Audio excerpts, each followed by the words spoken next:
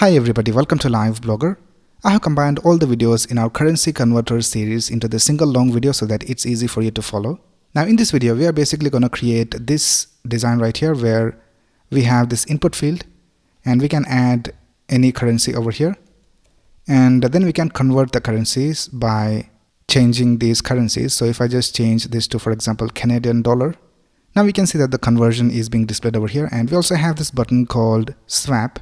So if I click on this button, the currency is swap and we have the conversion displayed over here. Now in the same way, you can go ahead and change the second drop down as well. Now these are custom drop downs created using HTML, CSS and JavaScript. So in this video, you will learn how to create this from scratch. And in the end, I will also show you how to add this design to your Blogger website. And I will also leave the link of the source code in the description of this video. Alright, so let's get started.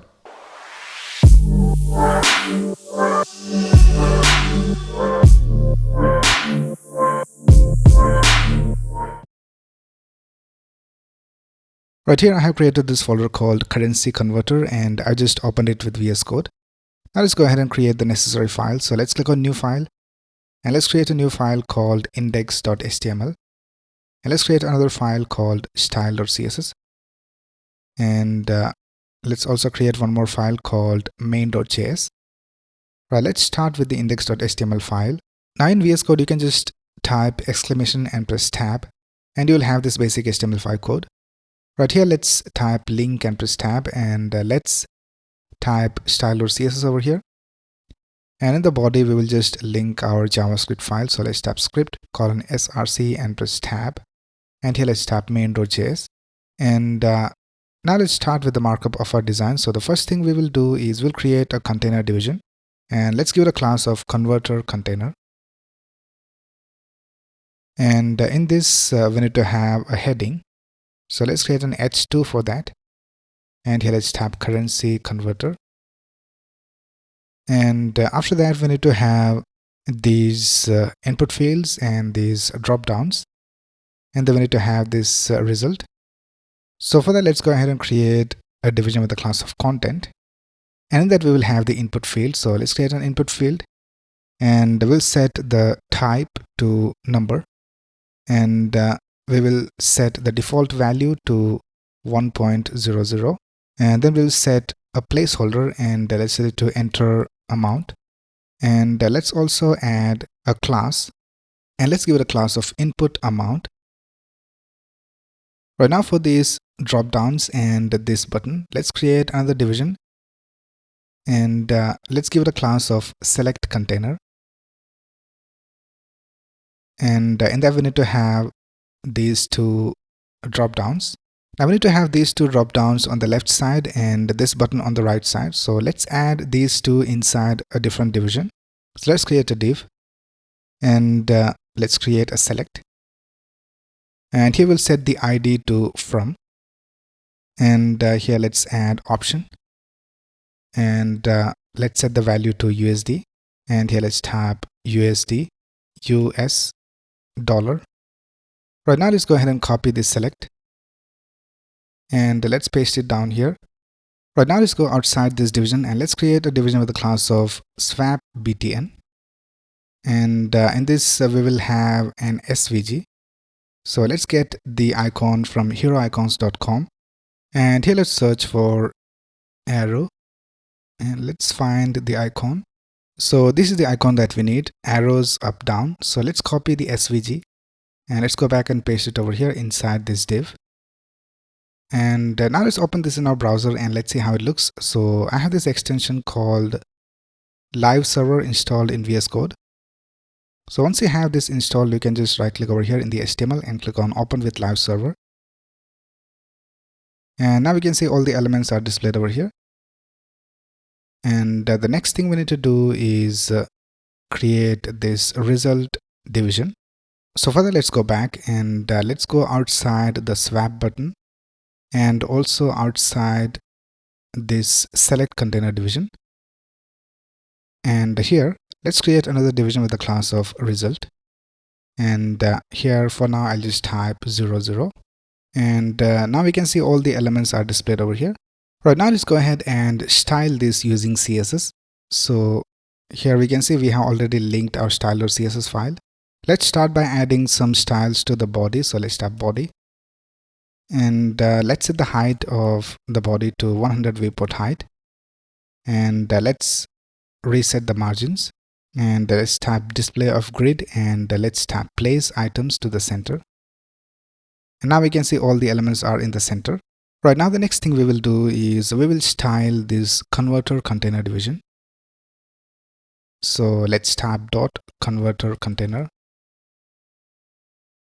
and let's set the max width of the element to 500 pixels, and let's set a background color, and let's set it to EAF4F4, and let's add a box shadow, and let's set the value to 0, 8 pixels, 50 pixels, negative 8 pixels, RGBA 0, 0, 0 and 0.3. Right now let's also add some padding, and let's set the value to 16 pixels, and let's also add rounded corners. So let's tap border radius, and let's set it to 8 pixels. Right now let's also set the font family to Roboto and sans serif. Right now let's go ahead and style this heading. So we have an H2 for the heading.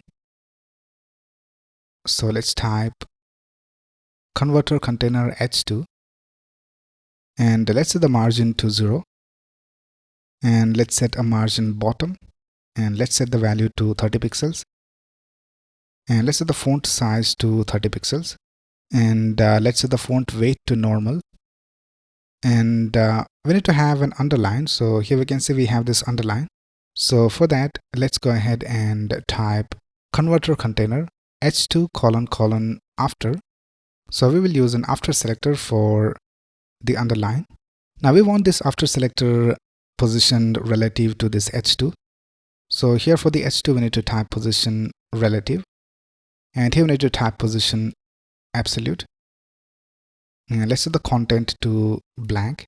Let's set the height to 4 pixels, and let's set the width to 40 pixels, and let's set the left position to 0 and the bottom position to negative 6 pixels, and let's also add a background color, and let's set the color to EF233C.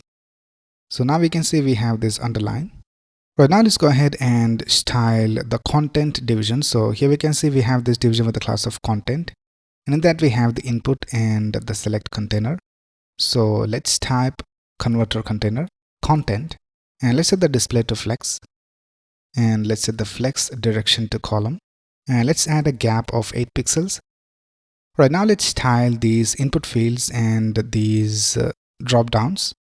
So let's tap converter container input and converter container select, and let's set the padding to 8 pixels and 16 pixels, and let's set the font family to Roboto sans serif, and let's set the font size to 16 pixels, and let's add rounded corners. So let's tap border radius, and let's set it to 8 pixels.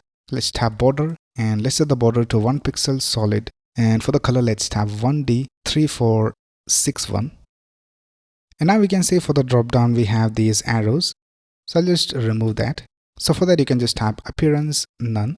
Right now for this input field we need to set the font size larger than these drop downs. So let's select the input. So just tap converter container input, and let's set the font size to 30 pixels, and let's set the font weight to bold, and let's set the padding to 12 pixels top and bottom, 16 pixels left and right.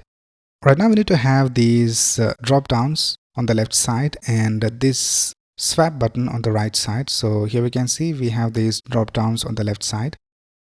So if you go back to the HTML file, here we can see that we have this division with the class of select container, and in that we have a div where we have these two drop downs, and then we have another div for the swap button. So we can just add a display of flex to this select container. So this division will be on the left side and this division on the right side. So let's type converter container select container, and let's set the display to flex, and let's set the gap to 8 pixels. Right now the next thing we need to do is we need to have full width for these drop downs. So let's select the drop downs. So I'll just tap converter container select, So here we can see we have these select elements, and let's set the width of the select to 100%, and let's set margin block, which is margin top and bottom, to 4 pixels. Alright, now let's style the swap button. So let's tap converter container swap btn, and let's set the width to 30 pixels, and let's set the border to 1 pixel solid 1D3461, and let's add a padding of 8 pixels, and let's set the cursor to pointer, and let's set the display to flex so that the icon is in the center, and let's also add rounded corners. So let's tap border radius and let's set it to 8 pixels. Right, now let's go ahead and style the result. So for the result, we have this division with the class of result. So let's tap converter container result, and let's set the font size to 40 pixels. Let's set the font weight to bold, and let's set text align to the center, and let's set padding block, which is padding top and bottom, and let's set it to 16 pixels, and let's add a background color, and let's set the value to 1D3461, and let's set the color of the text to white, and let's also add rounded corners. So let's tap border radius and let's set it to 8 pixels. Now if you go back to the original design, here we can see that we also have the currency displayed over here. So, and what we're going to do for that is that here in the result, we'll also add a span, and we'll just give it a class of result currency. And here we can add the currency. So I'll just type USD, and now let's go ahead and style it. So here let's type converter container result currency, and let's set the font size to 24 pixels, and let's set text transform to uppercase, and you can go ahead and add a space over here. Alright, so that's basically it with the design of our currency converter. Right, here's our design, and the first thing we will do is we'll populate these drop downs with different currencies. So if you go back to the original design, here we can see that if we open this drop down, we have all these currencies displayed over here. So let's go ahead and get these currencies and let's add them to our drop downs. Now here I have found this website called floatrates.com/daily/usd.json. So you can just go ahead and enter the same URL, and you'll find this JSON format for all these currencies over here. Now you can go ahead and get this data and add it to our dropdown. So let's copy this URL from here, and let's go back to our code, and let's go to the main.js file, and first of all let's create a function called init, and in this function we will populate the dropdowns with the currencies. So for that we need to use the fetch API to get the data from this URL. So we will add all of that inside a try catch block, and here in the catch let's tap console.log error loading currency data, and here in the try let's go ahead and type await fetch, and here let's add the URL. So just paste the URL over here. Now here we can see it has this error because when we use await we need to change the function into an async function. So let's change this into async. Now let's go ahead and store this result into a const called res. Now let's go ahead and get the data. So let's type const, and I'll just call it data, and here we need to type await res.json. so this will get all the JSON data and store it inside the data. Right, now let's go ahead and console.log the data, and let's see what data we get. So I'll just go ahead and call the function over here, and let's go back to our website, and I'll just open the console, and here we can see we have this object, and the object we have all these currencies displayed. So we are getting all these currencies from this URL. Now what we need to do is we need to loop through all these data. So in the data we have these currency code, and in that we have all this data. So we have the code, we have the rate, and we also have the name. Now for the dropdown we need to get the code and the name. So here we can see we have the code and the name inside the dropdown. So let's go ahead and extract the code and the name from this object. So first of all we need to loop through all these currency codes. So we have AED, we have AMD, and so on. So let's go ahead and add an if condition, and let's type res.ok. So if the result is okay, then we'll go ahead and add a for, and let's type const, and I'll just call it currency code in data. So we're going to loop through all the currency codes inside this data, and here we need to type const, and I'll just name it currency info. So this will get all the currency info, and let's type data, and in square brackets let's type currency code. And now if you go ahead and remove this console log from here, and here if you just type console.log currency info, now we can see that all the currency info are displayed over here. Now from this we need to get the code and the name. So let's destructure them. So let's type const, and we have code and name, and we'll get it from currency info. And now if you go ahead and console.log that over here, so I'll just type console.log code, and here let's type name. So now we can see we have all the codes and the names.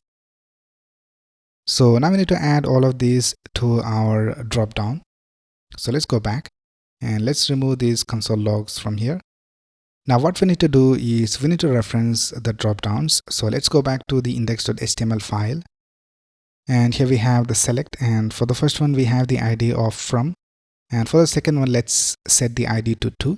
So let's reference these two select tags. So we have an ID of from and we have an ID of 2. So here I'll just type const, and let's just call it from currency, and let's set it equal to document.querySelector converter container from, and let's type const to currency equals document.querySelector converter container to. Now in this select we need to have the options. So we need to create this option tag, and we need to add the value as the code, and then we need to add the code over here and also the name. So let's do that.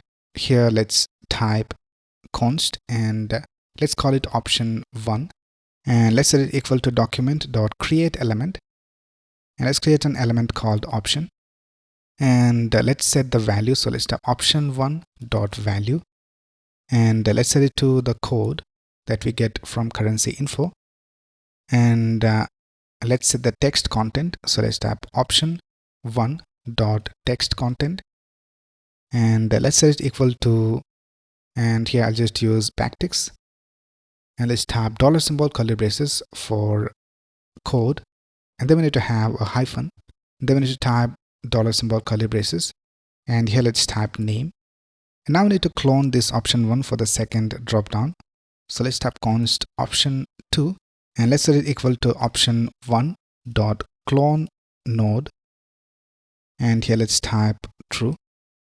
So this will clone the option 1, and it will create another constant with the name of option 2. And now let's go ahead and type from currency dot append child, and here let's type option 1, and then let's type to currency dot append child option 2. And now if you go back, here we can see that we have the dropdowns, and we have all the code and the currency name displayed over here. So we have the same for both these dropdowns. Now the next thing we will do is, by default we'll just set the second dropdown to euro.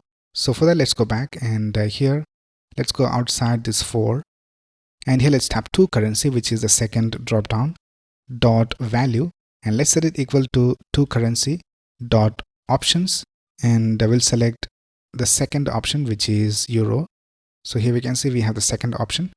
Now since arrays start with 0, we need to type 1 for the second option, and let's type dot value. Now if you go back, here we can see we have US dollar for the first one, and for the second dropdown we have euros. Right now the next thing we need to do is we need to create the convert function. So whenever we add any value over here, it should convert to the specified currency over here. So for that we need to reference some of these elements. So we need to reference this input field. We need to get the value of this input field, and we also need to get the values of these dropdowns. So first of all, let's reference this input field. So if you go back to the index.html file, here we can see we have this input with a class of input amount.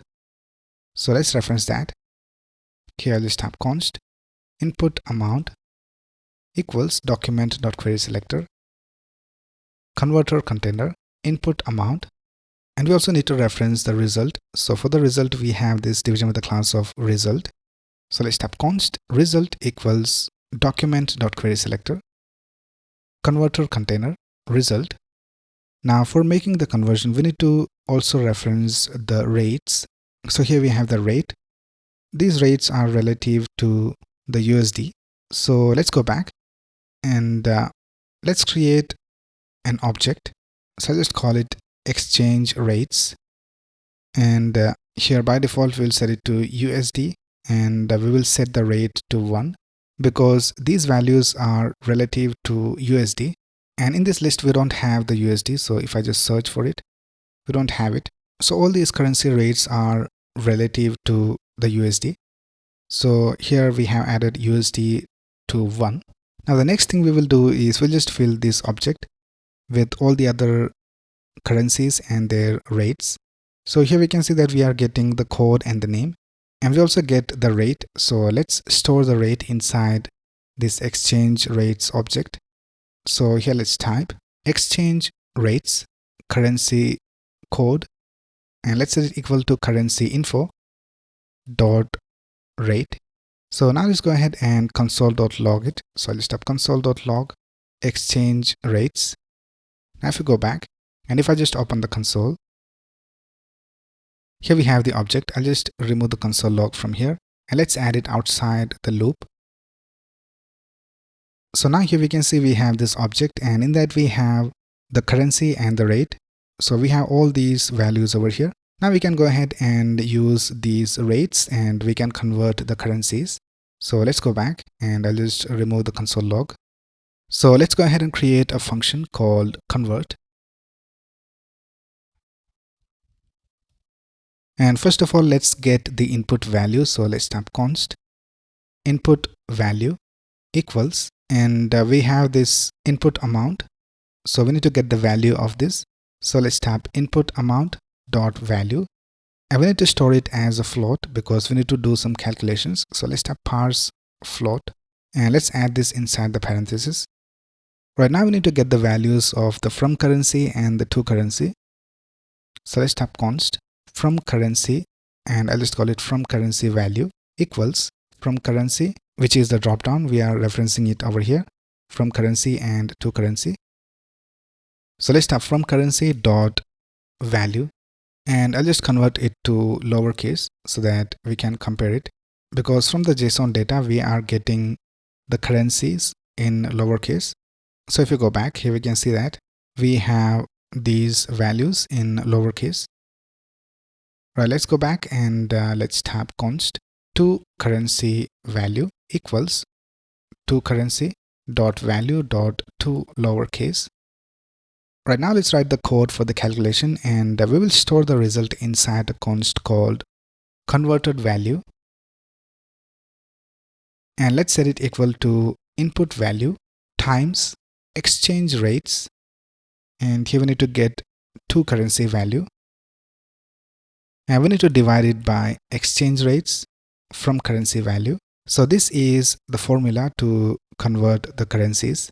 Right now let's create another variable for the exact result text. So let's type const result value equals, and let's add backticks, and let's create a span, and let's give it a class of result currency. And if we go back to the index.html file, here we can see that we have this span with a class of result currency. So we are doing the same thing over here, and let's close the span over here, and inside this span we need to add the to currency value because that is the currency that we are converting it into. So let's type $symbol curly braces to currency value, and then after the span we need to add a space, and let's type $symbol curly braces, and here we need to add the converted value. So let's type converted value, and we'll also limit the decimal places to 2. So let's type 2 fixed and let's tap 2. And here we need to change this to from currency value, not from currency. So let's tap from currency value. Right now, let's go ahead and set the result text to this result value. So we have already referenced the result over here.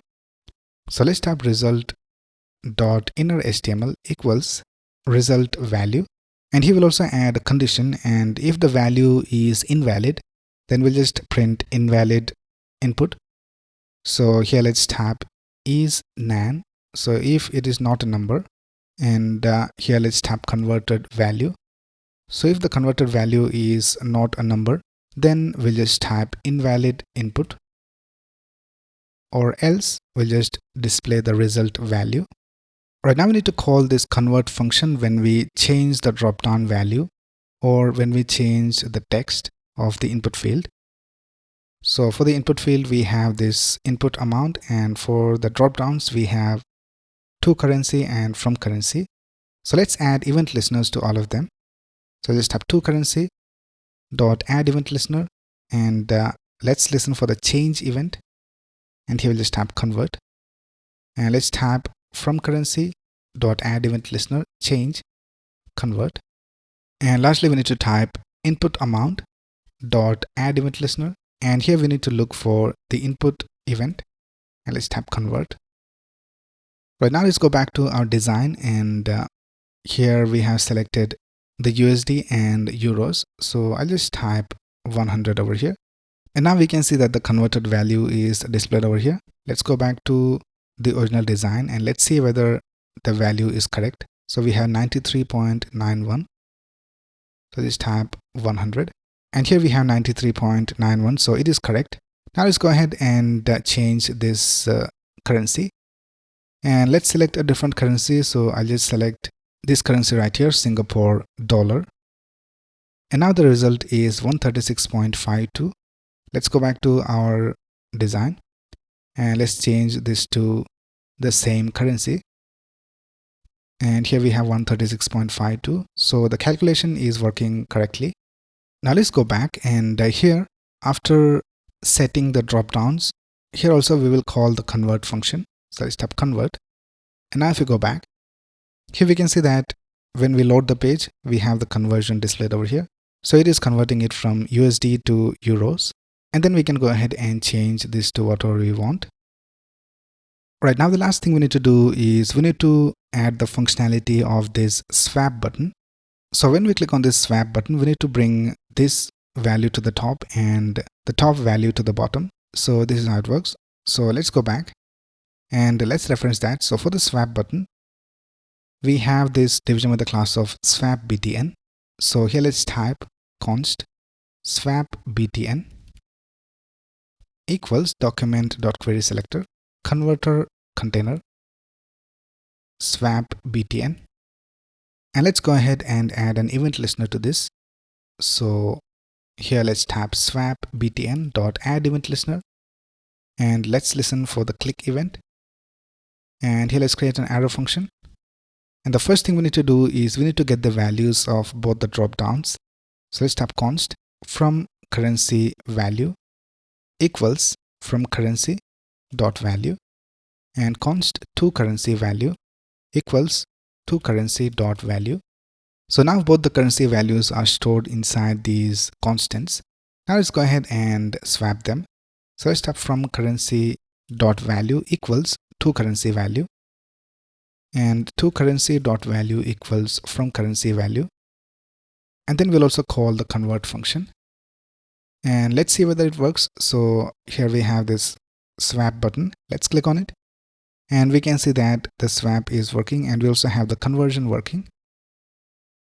So that's basically how you can create this currency converter using HTML, CSS and JavaScript. In this video, we will start designing this custom dropdown using HTML, CSS and JavaScript. So let me show you how it works. We can see that we have this dropdown over here, and if I click on that, we have these options displayed over here, and we can select any of these, and they'll be displayed over here. And if I click over here, we have the option of searching for the options of this dropdown. So if I just search for example, US, we can see that all the options with US are displayed over here. And we can select any of these and they'll be displayed over here as a selection. So in this video, we will design the UI using HTML and CSS, and in the next video, we will add the functionality using JavaScript. So let's get started. Right here, I have created this folder called custom dropdown, and I just opened it with VS Code. Now let's go ahead and create a new file called index.html. And let's create another file called style.css. And let's create one more file called main.js. Let's start with the index.html file. So here in VS Code, you can just press exclamation and press tab, and you will have this basic HTML5 code. Right, let's link our CSS file over here. So I'll just type link and press tab, and here I'll just type style.css. And here let's link the JavaScript file. So let's type script:/src and press tab. And here let's type main.js. Right now, let's start with the markup of our design. So the first thing we will do is we'll create a container division, and let's give it a class of dropdown container. And this dropdown container, we need to have this input. Now for the input, we need to have this image on the left side and the text on the right side. So for that, let's create a container division, and let's give it a class of input container. And here, first of all, we will have an image. And for the src, for now, I'll just add the image of this US flag. So you can just enter this website over here. Now with this link, you can get the US flag image. So here I have typed US. Now you can add any country code over here and you will get the flag of that country. Right now, let's also add some class to this image. So let's type class. And let's add a class of input flag.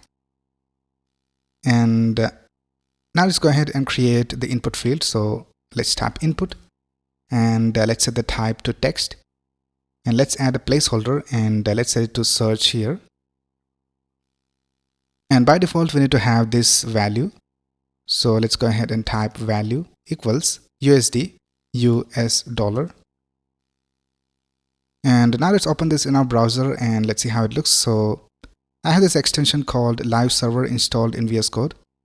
So once you have this installed, you can just right click in the HTML and click on open with live server. And now we can see we have the flag and this input field displayed over here with the value added. Right now, let's go ahead and add the options. So for the options, we'll go ahead and create another division. So let's go outside this input container division, and let's create another division with the class of options. And in that, for each of the option, I'll just create a division with the class of option. And in this option, we need to have the flag and this text. So first of all, let's create a division for the flag, and let's give it a class of flag. And here let's create an img tag. And I'll just go ahead and copy this same link from here. And let's paste it over here. Right now, let's create another division for the text. And here let's type USD, US dollar.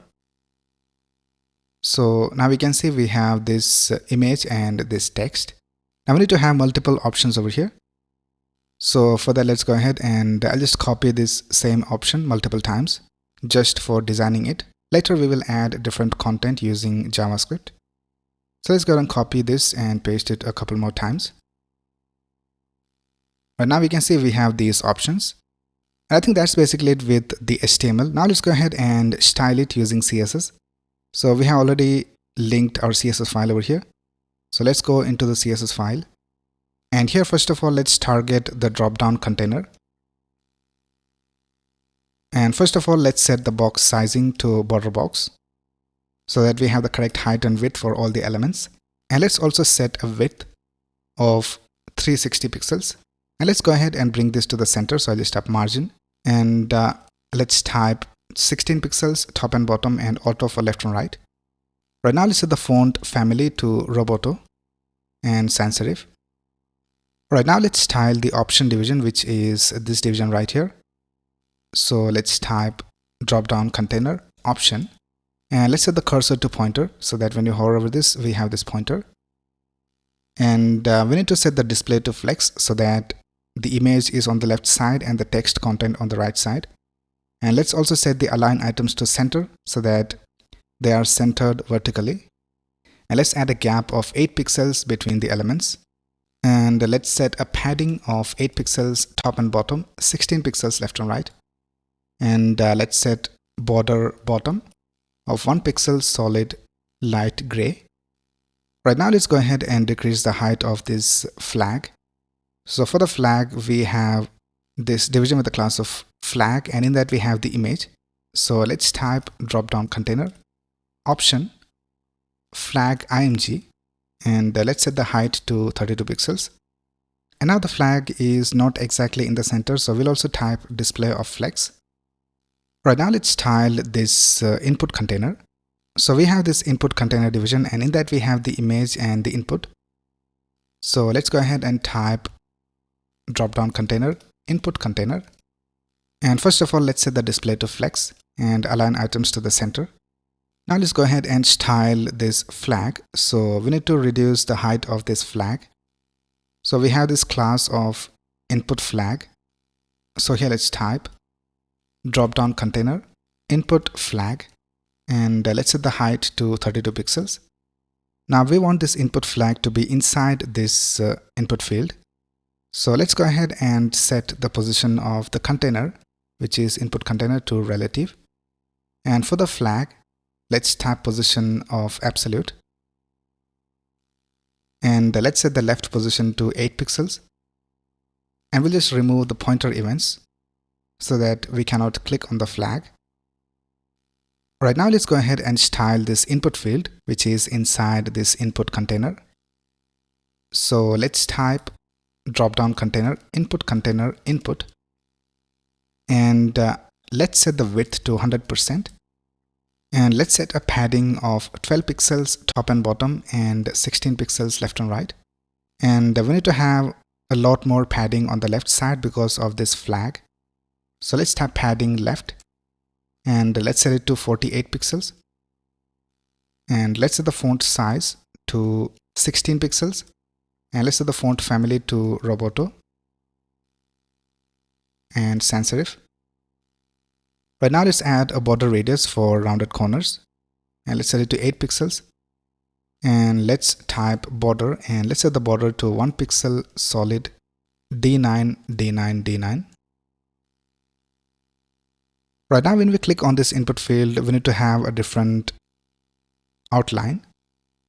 So let's do that. Here let's type dropdown container input colon focus, and let's set the outline to 1 pixel solid, and let's set the color to 0303 BD.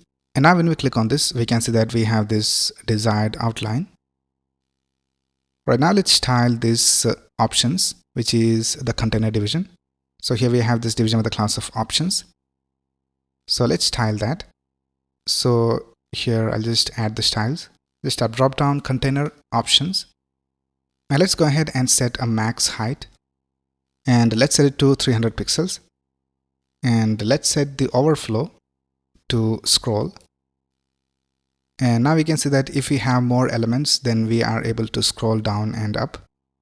Right now let's go ahead and add a box shadow, and let's set the values to 0.8 pixels, 40 pixels, negative 8 pixels, RGBA 000 and 0.3. Right now let's add rounded corners. So let's type border radius, and let's set it to 8 pixels. Now let's go ahead and position this options division relative to this container division, which is dropdown container. And we will have a gap between the input field and these options. So let's go ahead and here for the dropdown container, let's type position, and let's set it to relative.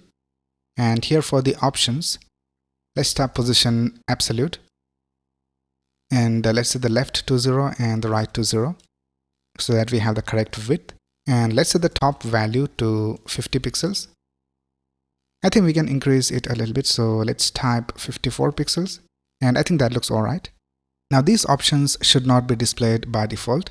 So here by default we will set the pointer events to none so that we cannot click on it at the beginning, and we'll also set the opacity to 0.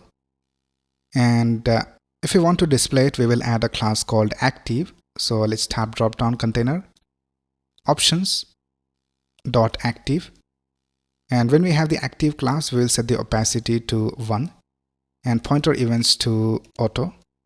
And here let's also add transition so that we have smooth animation. So let's have transition of all 300 milliseconds ease. And now if we go back to the HTML file, and here for the options, if we add a class of active, now we can see that the options are being displayed. But if we remove the active class, the options are hidden. So I think that's basically it with the design of our dropdown. Right, here's our source code, and the first thing we will do is we will remove all these options from here, and we'll generate these options using JavaScript. So I'll just delete all of these, and I'll just keep one of these for taking a look at the structure of our options. So I'll just select this and I'll just comment it. So you can just press command / to comment the code. Right now if we go back here, we can see that we don't have any changes because the options are not displayed in the beginning. Now if we go to style.css file, here we can see that for the options, we are adding a class called active to display it. So if you go back and if I just uncomment this, now if you go over here to options and if I add a class of active, we can see that the options are displayed over here. Alright, let's go ahead and comment this again, and we will generate this HTML structure using JavaScript. So let's go ahead and delete this active class. Right now here I have created this currency code to the country code mapping. So here we have all these values over here. So USD is set to US and CAD is set to CA. So all these values are set to the country codes. Now we are doing this over here because we are going to use an API to fetch the flag. So if you go back, here we can see that the flag of all the countries are displayed over here on the left side. Now we're going to get this flag using the country code. But for these currencies, we're going to use a different API, and in that we don't have the country code, and then we also don't have the flag. So we need to use these two different APIs. So that's why I have created this mapping for currency to country code. Now let's go ahead and create a function called init, and in this, let's go ahead and add a try catch block. And here in the catch, let's go ahead and type console.log error, and here in try, let's go ahead and type const res equals await fetch, and here we're going to enter the URL over here, and it is going to be http www.floatrates.com/daily/usd.json, and let's change this function into an async function because we are using await over here. Now this will give us the data of all the currencies relative to the USD. Right now let's go ahead and get the data. So let's type const data equals await res.json. Now this will store the JSON data inside this data constant. Right now let's go ahead and check if the result is okay, and I'll just go ahead and console.log the data over here, and let's go back and let's go to our website, and let's go to the console, and let's go ahead and call this function. So let's type init, and here we can see that the data is being displayed. We have all the currencies and their details displayed over here. So we have all these details over here. Now we're going to use this data and create this drop down. So we need to have this code, and then we need to have this name. So we need these two values. We need to have the code and the name. So let's go back and let's create a function called create option, and in that we will pass the details that we need. Now the first thing we will do is we will store the data of USD, because by default this list doesn't have the USD because all these currencies are relative to the USD. So here let's pass the currency code as the first argument, and for the second argument let's pass the name, which is US dollar, and then we will pass the ID of the drop down. So I'll just call it from, and now let's go ahead and loop through all the currency code. So here we can see that we are getting these currency codes over here. So let's type for const currency code in data, and now let's go ahead and get the info of the currency code. So let's type const currency info equals data currency code, and let's extract the code and the name. So let's type const code name equals currency info. So we are getting the data from here. So we have the code and the name. So we are extracting them from the currency info. Right now let's go ahead and pass these options to the create option function. So let's tap create option and let's pass the code, the name, and the ID. So I'll just call it from. So if you go back over here, here we have this drop down container, and here let's give it an ID of from. Right now let's go back and let's create this create option function. So let's tap const create option, and here we need to get the code, the name, and the ID. And let's create an arrow function over here. And here first of all let's check whether the ID is available. So if you don't have the ID, then we'll just return. Right now let's go ahead and select the correct dropdown based on the ID. So let's tap const dropdown equals document.querySelector, and here let's type backticks hash $ curly braces ID. So we will search for the ID, and we will store that as the dropdown over here. Right now if we go back and if we type console.log dropdown, here we can see that the dropdown is being returned. So now let's go ahead and create the structure of our dropdown. So let's go back to the index.html file, and here in the dropdown we have the options division, and in that we have this division with a class of option. So let's create a division with a class of option. So just tap const option equals document.createElement div, and let's give it a class of option. So let's tap option.classList.add option, and in there we need to create this division with the class of flag. So let's create that. I'll just tap const and let's call it flag div equals document.createElement div, and let's give it a class of flag. So let's tap flag div.classList.add flag, and then we need to have this division which has the currency text. So for that let's create a division. So let's tap const currency div equals document.createElement div, and for this div we don't have any classes. Now here inside this flag we need to create this img tag, and we need to get the flag and we need to add it to the source. So what I'm going to do is I'm going to create a different function for creating this flag based on this country ID. So let's go ahead and create a function, and let's call it create flag image, and we will get the currency code over here, and we will convert the currency code into the country code using this object, and then we will call this API and we will get the flag. So let's go ahead and type const country code equals, and we can simply type the name of this object, which is currency to country. Let's tap currency to country, and here we can add the currency code. Right now let's create an img tag. So let's tap const img equals document.createElement, and let's create an img tag, and here we need to add the source of the flag. So first of all let's check whether the country code is available. So if you scroll up, here we can see that for some of these values we don't have the country code.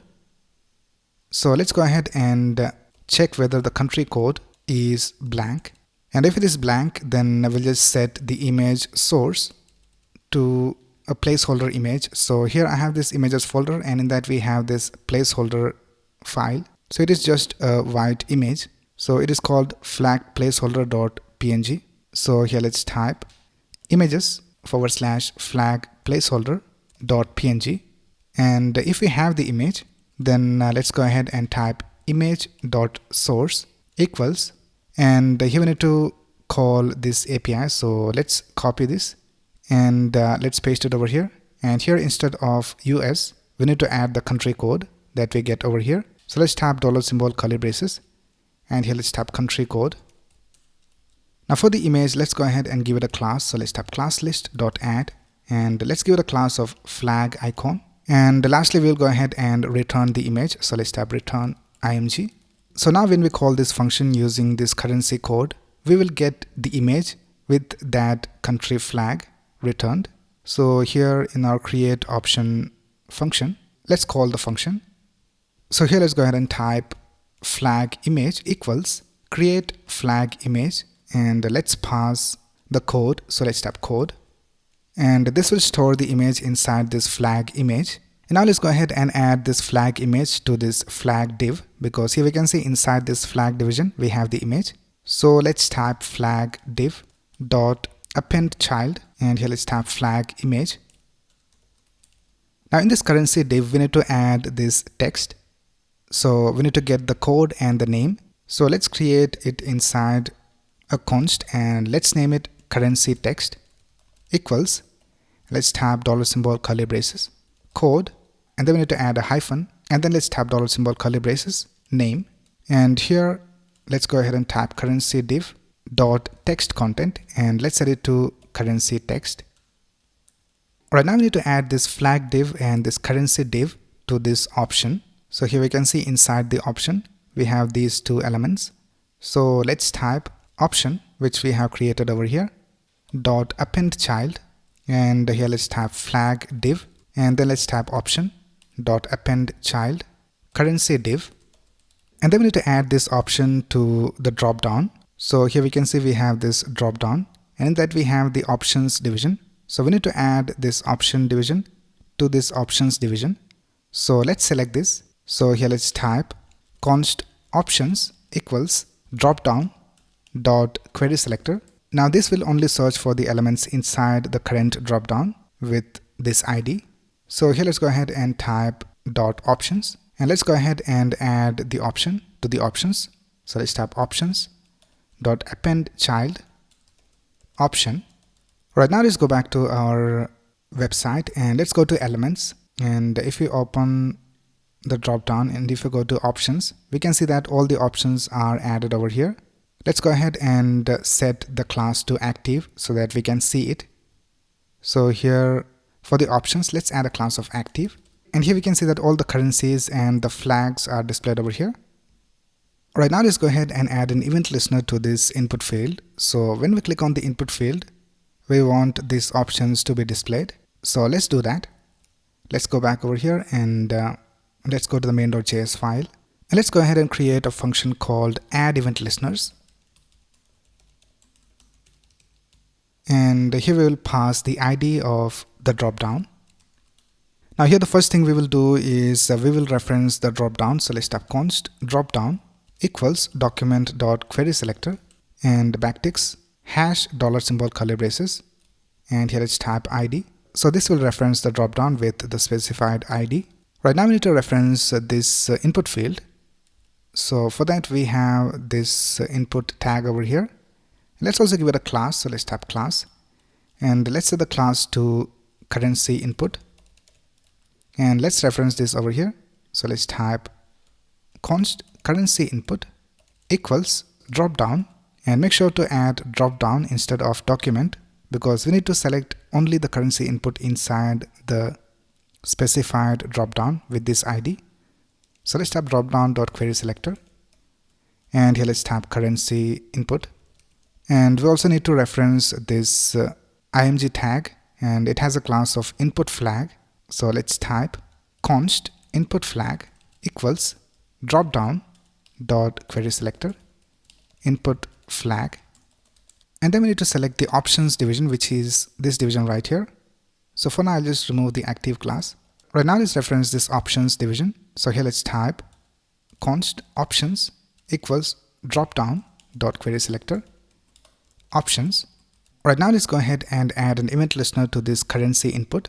So when we click on the currency input, the first thing we will do is we will remove the flag. So let's go ahead and type currency input dot add event listener, and let's listen for the click event, and let's create an arrow function. And first of all let's type input flag dot style dot display, and let's set it to none. So now when we click on the input field, the flag should disappear. And the next thing we need to do is we need to remove the text inside the input field. So right now it is set to USD, US dollar, but if I click on that, all the text is hidden. So here let's type currency input dot value equals blank. And the next thing we need to do is we need to remove the padding on the left side. So right now the padding is set to, if you go to the currency input, here we can see that the padding left is set to 48 pixels. So here let's type currency input dot style dot padding left, and let's set it to 16 pixels. And then we need to add the active class to the options. So let's type options dot class list dot add active.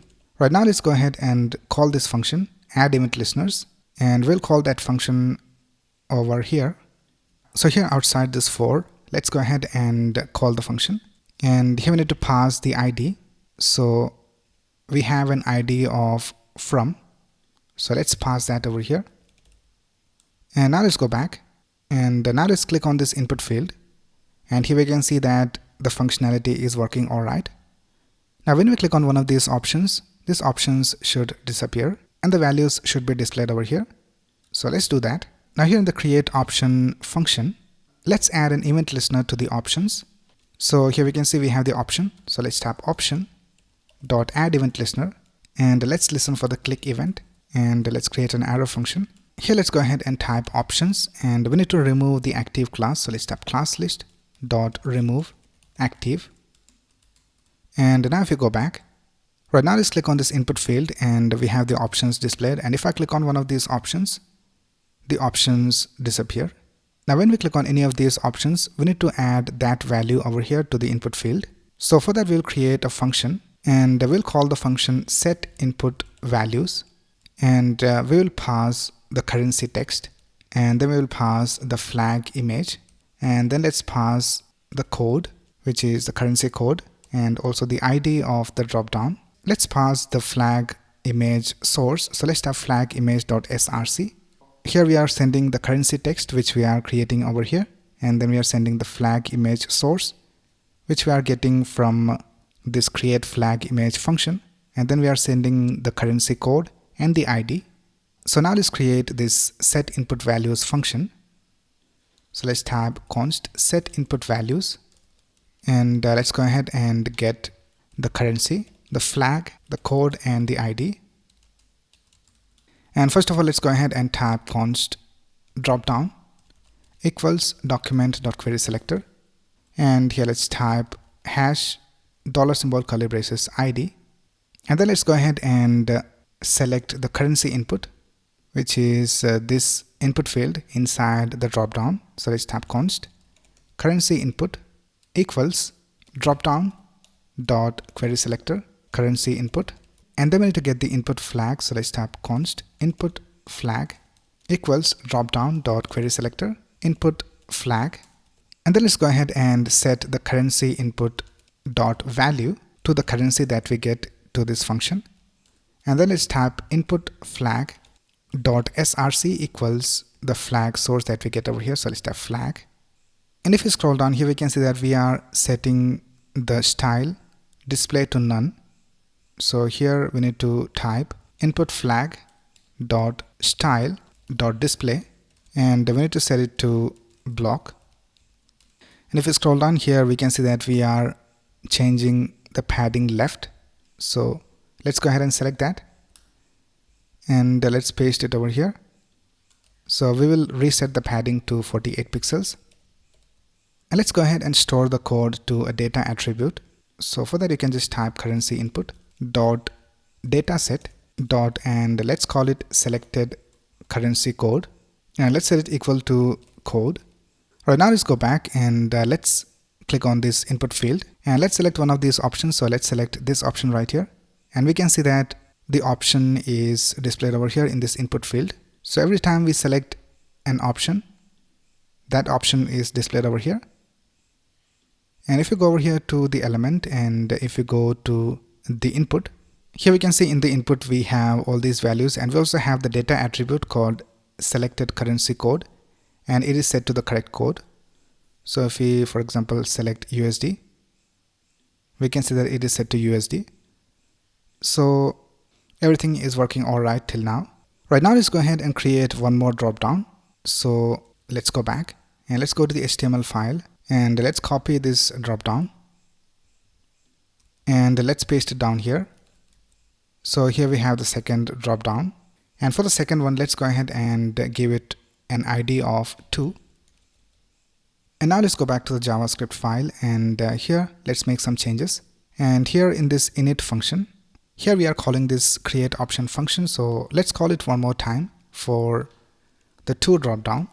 So here instead of from, let's add 2 as the ID, and here let's duplicate this, and here let's add 2 for the ID, And here for the add event listeners as well, let's type add event listeners. And here let's type 2. Right now let's go back to our website and let's click on this input field. And we have the options displayed over here. And let's click on this input field, and here also we have the options displayed. Now here we can see that the options are displayed behind the other input field. So let's add a z index over here in the styles.css file. So let's go to the options, and here for the options let's go ahead and set a background color, and let's set it to white. And let's also add a z index of, let's try 30. And now we can see it looks alright. So we can select any of these currencies and they'll be displayed over here. Right, here's our source code, and the first thing we will do is when we open this second dropdown, and now if we open this first dropdown, we can see that both the options are displayed over here. So the options of the second dropdown and also the options of the first dropdown are displayed over here. So what we need to do is when we click on one of these options, the other option should disappear. So for that, here we can see that we are adding a class called active to the options to display it. So if you go to the main.js file, here let's take a look at the event listener. So here we can see for the option event listener, we are removing the active class. So when we click on any of these options, this option container disappears. And here for the add event listeners function, here we can see that when we click on this currency input, we are adding a class of active to the options. Right now let's go ahead and add some code to this currency input event listener. So right now we are just executing these lines of code. So we are removing the flag from here, and then we are displaying this options division, and then we are adding this padding left, and we are setting the currency value to blank. Now let's go ahead and add some code over here. So let's add an if condition. So here let's type if, and let's check whether the ID is from or to. So let's type from over here. So if the ID is from, which means that if we are clicking on this from drop down over here, then we need to add some code. So we need to first of all remove the active class from the second drop down. So first of all, let's go ahead and reference the other drop down which has this ID of 2. So let's type const and let's call it to drop down, and let's set it equal to document dot query selector, and here let's type hash 2 options. So this will select the options inside the 2 drop down, so the second one over here, and we need to remove the active class from this options. So I'll just rename this to 2 drop down options, and here let's type 2 drop down options dot class list dot remove active. And now here let's add an else if, and let's type id equals 2. So now we are checking whether we are opening the second drop down which has an ID of 2, and here let's type const from drop down options. I'll just copy these 2 lines of code and let's paste it over here, and here instead of 2 let's type from, and here also let's type from, and here also we need to type from. Right now if you go back to our website, and if I click on this input field, here we have the options displayed. But if I click on the first input field, the second options now disappear. But if you go ahead and select one of these options, here we can see that the second drop down input field has no data over here. So let's fill this data. So let's go ahead and let's call this function called set input values. And here we can see we have created this function called set input values, and in that we are setting the currency, flag and code. So let's go ahead and provide these options over here, but here we can see we don't have any information about those values. So for that I'll just create an object and I'll just store the current values over here. So here let's create an object and let's call it current values, and here let's tap from currency, and let's set the from currency to a default value of USD hyphen US dollar, and then let's go ahead and type from flag, and let's set it equal to the US flag.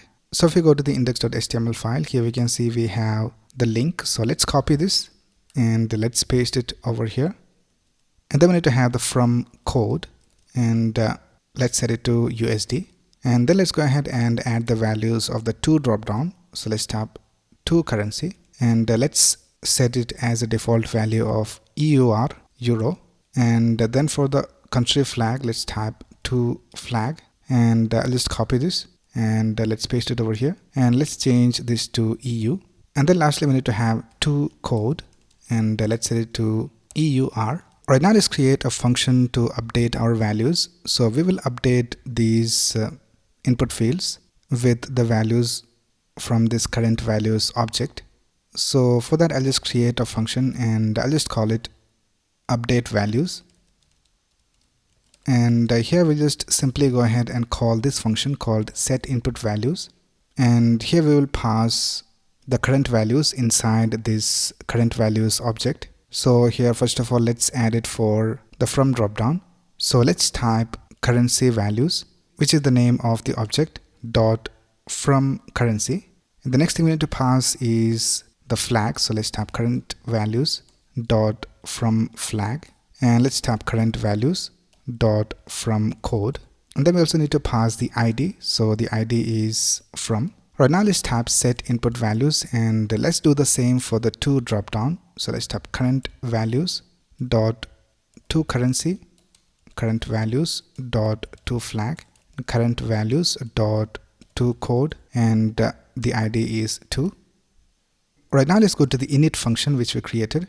So here we have this function called init, and we are calling it at the beginning.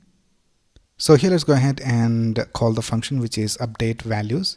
And now if you go back, here we can see that the second dropdown has this value of euros, because if you scroll up, here we can see that the current value of the to dropdown is set to euro.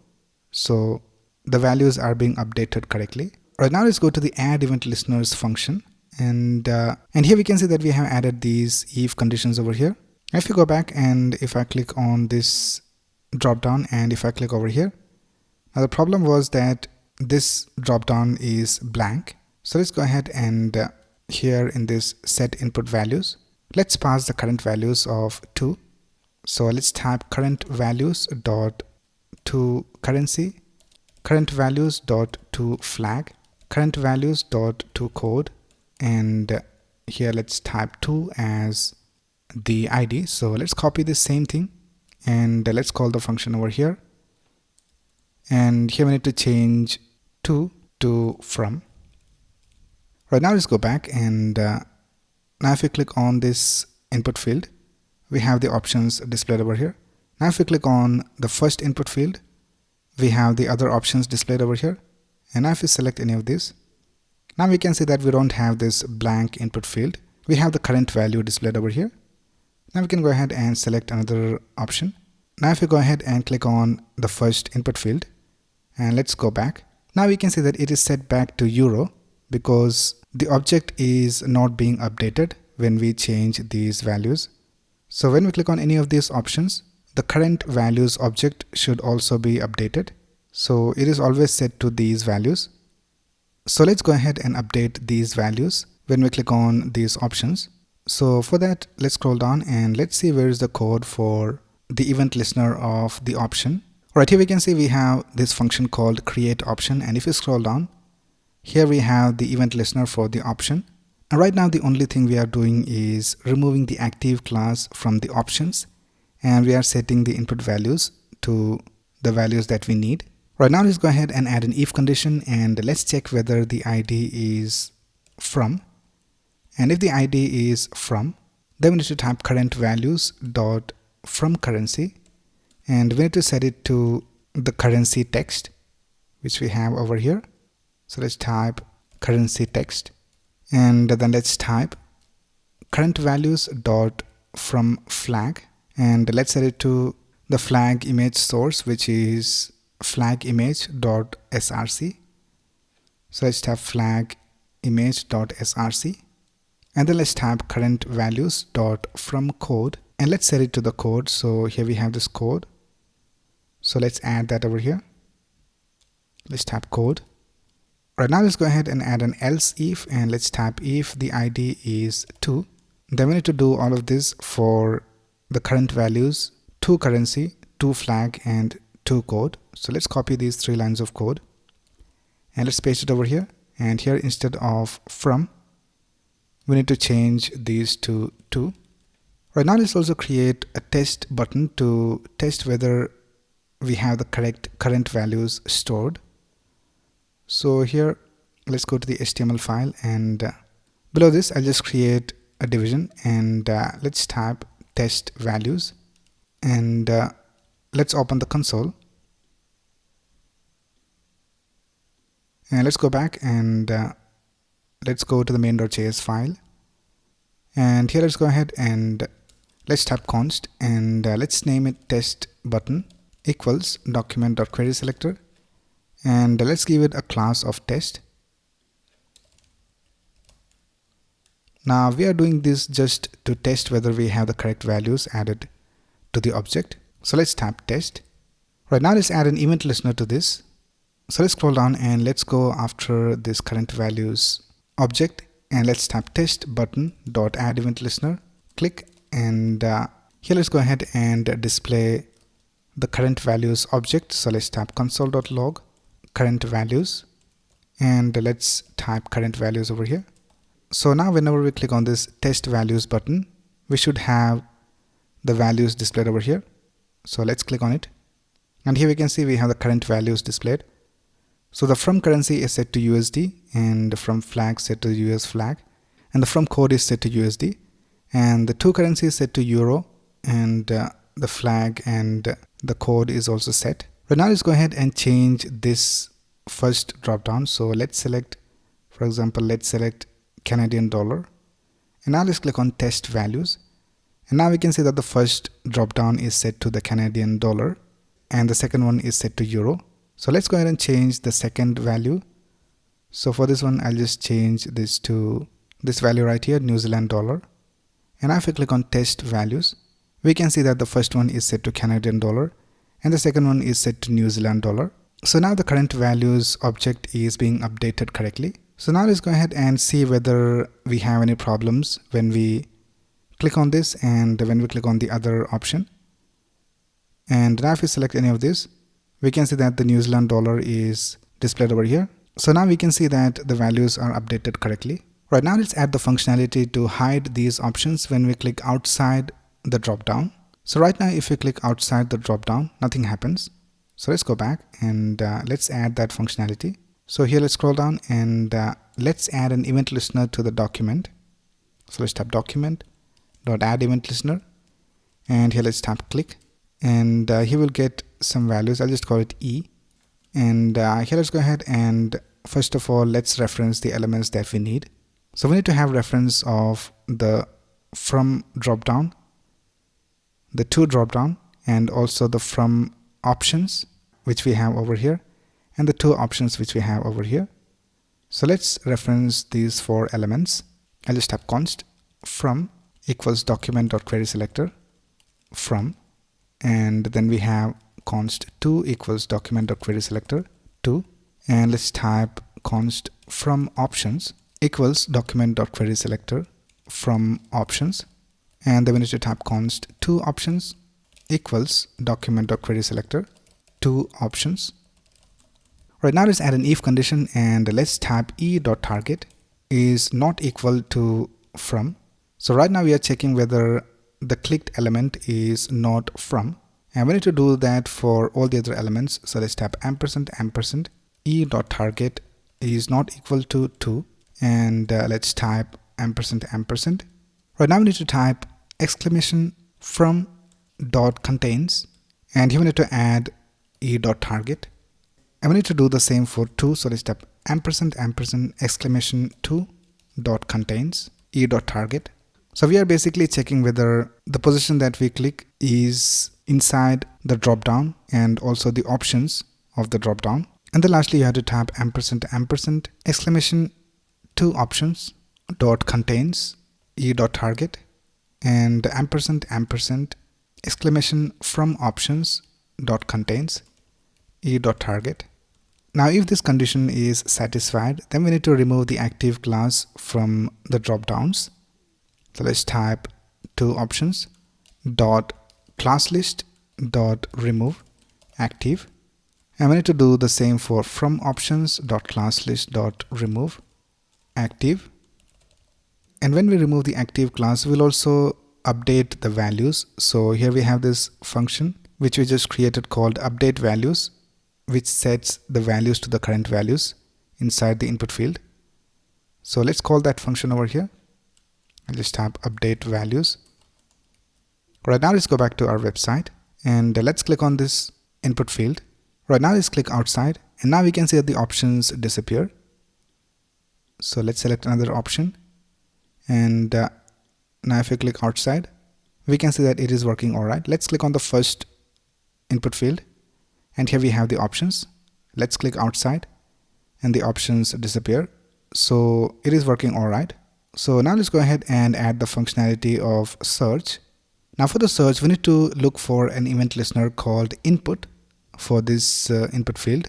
So here in this function called add event listeners, let's type currency input dot add event listener, and let's add an event listener for input. Now whenever we type something over here, this event listener will be fired. Now for searching, we'll create a function called filter options. Now here in this function, we'll pass the ID and all the options. So let's type const all options equals dropdown dot query selector all, and here let's type option. So here we can see we have these divisions with the class of option for all these options. So we are selecting all these options and we are storing it inside all options, and let's pass that over here. Right now let's create this filter options division. So here let's go ahead and type const filter options, and here we get the ID and all options. Now here let's go ahead and reference the dropdown. So let's type const dropdown equals document.query selector, and here let's type backticks hash $symbol curly braces, and let's type ID. So we are selecting the correct dropdown with the ID that we get from this function, and then let's type const currency input equals dropdown dot query selector currency input. Right now let's go ahead and get the value that we have inside this currency input. So let's type const, and let's call it search term equals currency input dot value, and I'll just change this to lowercase so that it can be easy for us to check the values. Right now let's loop through all these options. So let's type all options dot for each, and for each of the option I'll just call it option, and let's create an arrow function. And here first of all we need to get the text content of the option. So here we can see the text content is USD US dollar. So we need to search whether the search term is matching with any of these words. So let's type const currency text, and let's set it equal to option dot text content, and let's set this to lowercase as well. Right now let's add an if condition, and here let's type currency text, and we need to see whether the currency text includes the search term, and if it is true, then we will type option dot style dot display, and I'll just set it to flex. And if it is not true, then we will set the option style display to none. And now if we search for something over here, we can see that it is working alright. So let's select one of these currencies, and now we can see that Indian rupee is being selected. So if we click on this input field, now we have this problem over here because we have the previous search results displayed over here. So for that, what we need to do is when we click on this input field, we need to reset this search term. So let's go back, and if you scroll up, here we can see that we are adding this event listener for the currency input with this input event, but here we also have this click event. So when we click on this input field, we will call the filter options function as well. So let's copy this line of code, and let's scroll down, and here after these lines of code, let's see whether all options is available, and if it is available, then let's go ahead and paste this line of code. But now let's go back, and now let's search for something over here. So let's type CAD, and let's click on this. Now if we click on this input field once again, we can see that the previous search term was reset, so everything is working alright. And here also the search results are being displayed correctly. And let's click on test values, and we have the correct values displayed over here. And with that, we have completed creating this custom dropdown using HTML, CSS and JavaScript. Now in this video, I'll show you how to integrate this custom dropdown to the currency converter that we created earlier. So this is the currency converter, and you can go ahead and select any of these currencies from here. And you can go ahead and add an amount, and you'll be able to get the conversion down here. And you can also click on this button to swap these two currencies. So we're going to integrate this custom dropdown to our currency converter. Alright, so here's the code for the currency converter. So now let's go ahead and copy the things that we need. So the first thing we need to do is add a container division, and then we need to have this heading, and then inside the content we need to have this input, and then we need to have these two drop downs.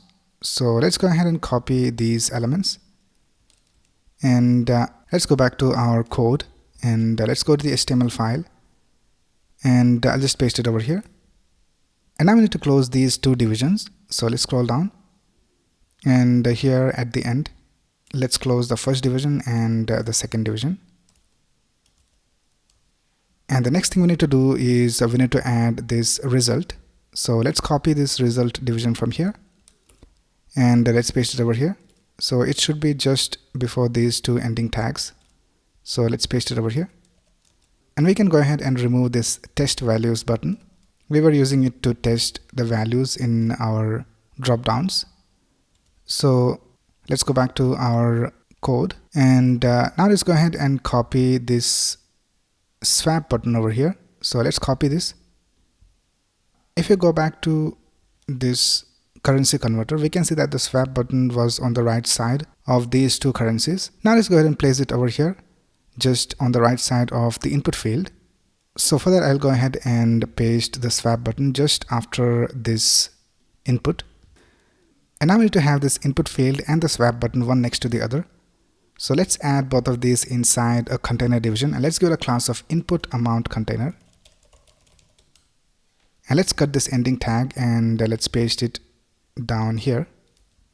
So now this is how it looks. We have the heading, the input field, the swap button, and these two drop downs and the result.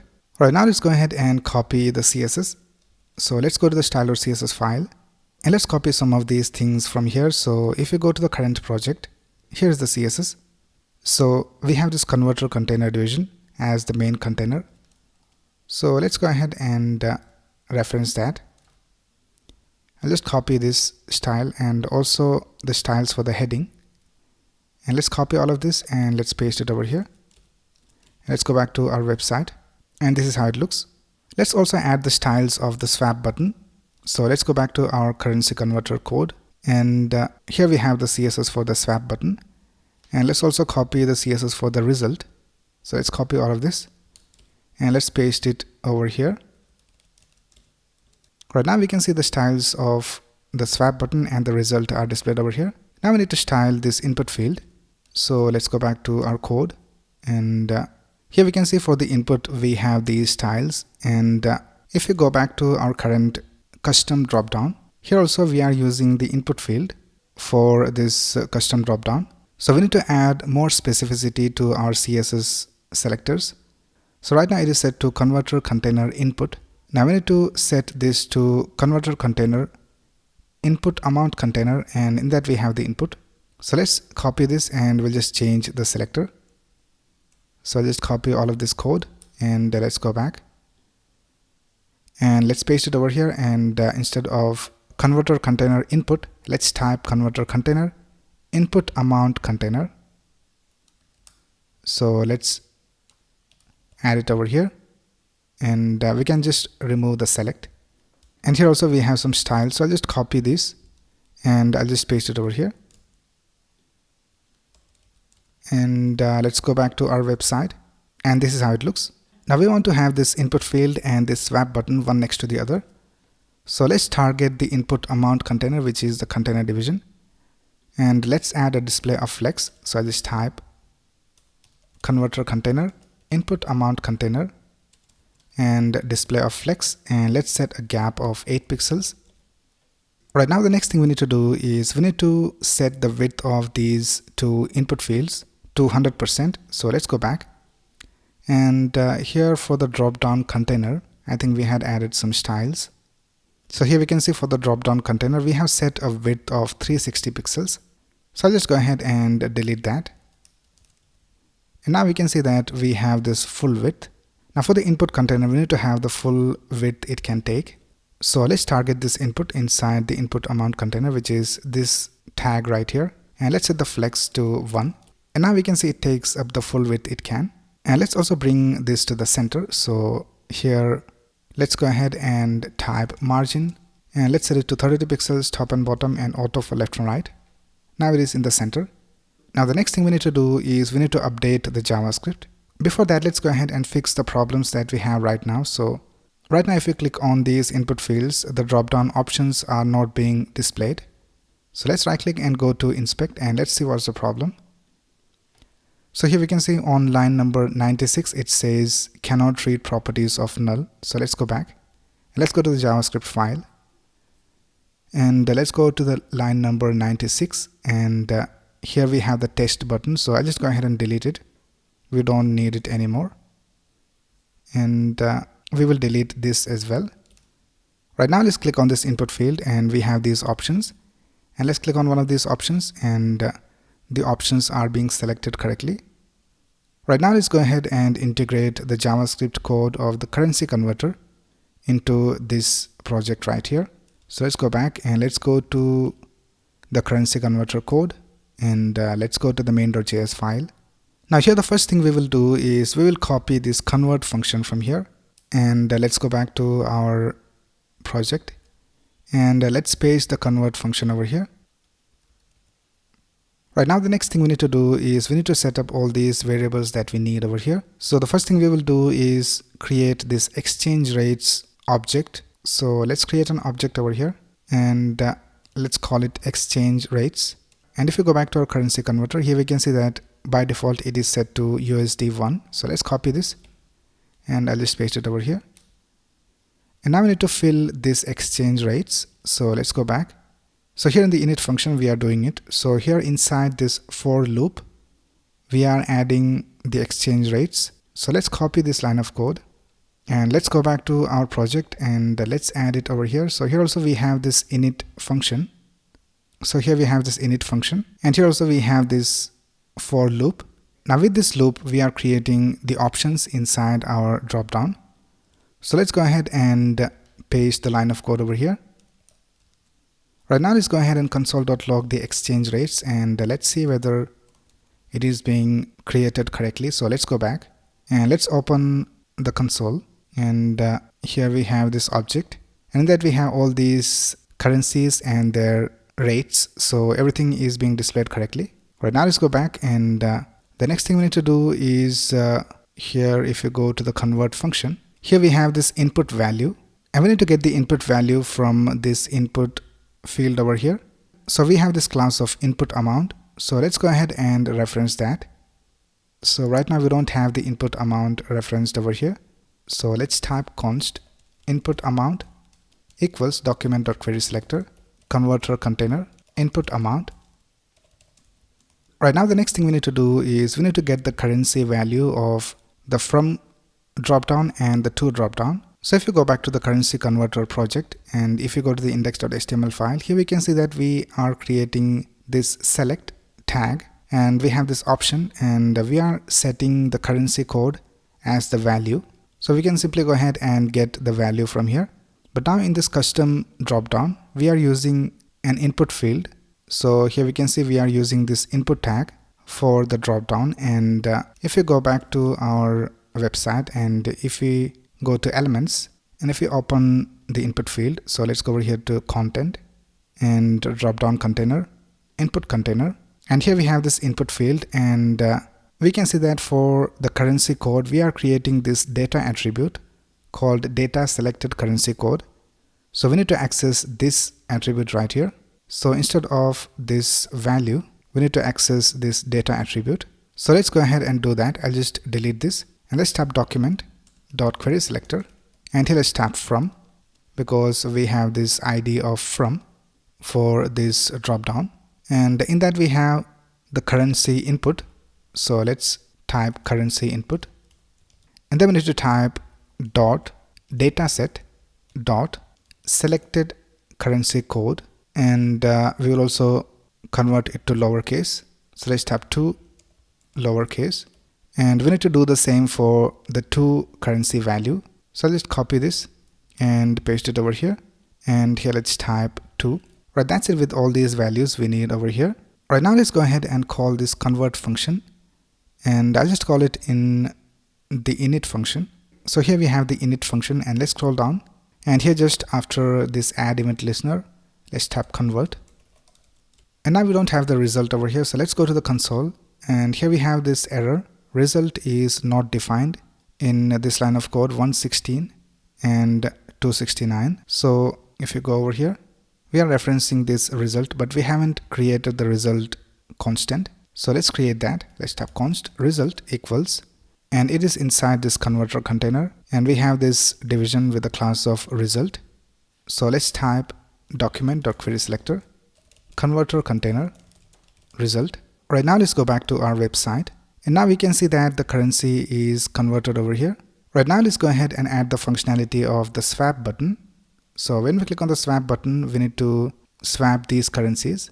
So let's go back, and let's go to our currency converter project, and let's go to the JavaScript file, and first of all let's copy this constant, and let's paste it over here.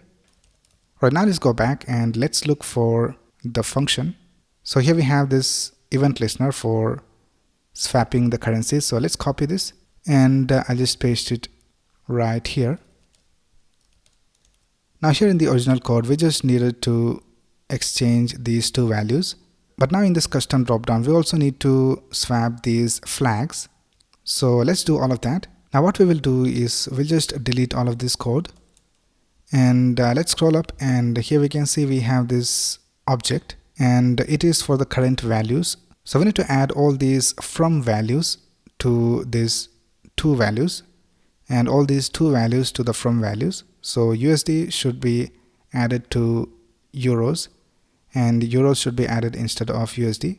So let's go ahead and swap all these 6 values. So let's scroll down, and first of all let's create some temporary values. So let's type const temp from currency equals current values dot from currency, and let's type const temp from flag equals current values dot from flag. Let's type const temp from code equals current values from code. Right, now let's go ahead and update the from values to the two values. So let's type current values dot from currency equals current values dot to currency, and let's do the same for current values dot from flag equals current values dot to flag, and let's type current values dot from code equals current values dot to code, and then lastly we need to set the two values to all these temporary values. So let's type current values dot to currency equals temp from currency. Let's type current values dot to flag equals temp from flag, and current values dot to code equals temp from code. And let's also call this function called update values. So here we have this function called update values, and it will update all the values to the current values. So here let's type update values, and let's go back, and let's click on this swap button, and we can see that the currencies are being swapped, and we can see that the conversion is also being done. Right, now the next thing we need to do is when we click on any of these options, we should have the converter run. So for that, let's go back, and here we can see that we have this division with the class of option. So let's take a look at the event listener of the option. So if you scroll down, here we can see we have this create option function, and if you scroll down, here we are adding the event listener click to the option. So here let's go ahead and call the convert function, and now let's go back and let's go ahead and change this to something. So let's change this to Australian dollar, and we can see that the conversion is working. Let's change this to something else. So let's select this one right here, and now we can see that the conversion is working. So let's see whether this is correct. So let's go back to the original project, and let's type 1 over here, and we need to add Australian dollar and Turkish lira. So let's select these options, and here we can see it says 1739, and here also it says 1739. So the conversion is working correctly. And with that, we have added this custom drop down to our currency converter. Now here we have a small bug. So when we click on this swap button, we can see that the currency name is disappearing. So let's go back to our code, and let's go to the swap function. So here we have the swap event listener, and here instead of temp from code, we need to type temp from currency, and now this should work. So everything is working all right. Right here, I'm in the dashboard of my Blogger website, and if you go over here to theme, I'm using this theme called Contempo Lite, which comes by default with Blogger. Now let's go ahead and add this currency converter to our website. So we can add it inside a post or a page. I'll just add it inside a post. So let's go to posts, and let's click on new post. And here for the title, let's type currency converter. And now here we need to add the code. So first of all, you have to make sure that you are in the HTML view. So click on this button and click on HTML view. Now here you can add the HTML, CSS and JavaScript code. So first of all, let's add the CSS. I'll just add it inside a style tag. And let's go back to our source code. And let's go to the style.css file, and let's copy all this CSS from here. And let's paste it over here. Right now, let's go ahead and add the HTML. So let's go back to our source code, and let's go to the HTML file, and let's go ahead and copy this HTML from here. So let's copy from this line of code till here, and let's paste it over here. And the last thing we need to do is add the JavaScript. So let's create a script tag, and let's go back to our source code, and let's go to the main.js file, and let's copy this JavaScript code from here. And let's paste it right here. Now if you go back to the source code, here we can see that we have this heading. So you can change this heading to whatever you want. And then we have this input field, and by default the value is set to 1. So you can change this value to anything you want. And then here in the style.css file, you can make changes to the looks of your design. Right now, let's go back to our Blogger website, and let's click on publish and confirm. Right now, let's see whether it is working all right. So let's click on view, and here we have our currency converter, but this conversion is not working all right. So let's right click and go to the inspector, and let's go to the console, and here we have this error. Now here we have this error that this is not HTTPS. So let's go back to our code, and let's take a look at the link, and let's search for HTTP, and here we can see that we are making a fetch call to HTTP. So let's change this to HTTPS, and let's click on update. And let's go back to our post, and let's reload this page. And now we can see that the currency is working all right. So if I click on the swap button, we can see that everything is working all right. Let's go ahead and change this currency, and it is also working all right. Right now, let's go ahead and change the color of the text. So right now the color of the text is set to this gray color. We need to change it to the black color. And the next thing we need to do is we need to fix this error where we cannot find the flag placeholder image. So if you go to our project, here we have this image inside the images folder, but in our Blogger website, we don't have the images folder. So we need to upload the image somewhere and get the link and paste it over here. So let's do all of that. Let's go back to our post, and let's go to the CSS, and here let's tap color, and let's set the color of the text to black. And now if you go back here, if you refresh this page, we can see that the color of the text has changed, and now we need to fix this image. So let's go back to our post, and let's scroll down. Let's upload the image over here, and let's get the link and paste it over here. So let's click on insert image, upload from computer, and let's click on choose files. Right, so here we have this image flag placeholder.png. So let's click on open, and let's click on the image, and let's click on select and original size and OK. And here we can see that the image has been inserted. So let's get the link of the image. So let's copy the link from this href, And now we can paste it in place of the flag placeholder image. So let's scroll down and let's go to the function called create flag image. And here we are adding the flag placeholder. So I'll just paste the link over here. And now we can go ahead and delete this image from here. Right now, let's go ahead and update. And let's go back to our post and let's reload this page. And now we can see we don't have any errors and everything is working all right. So that's basically how you can add this currency converter to your Blogger website.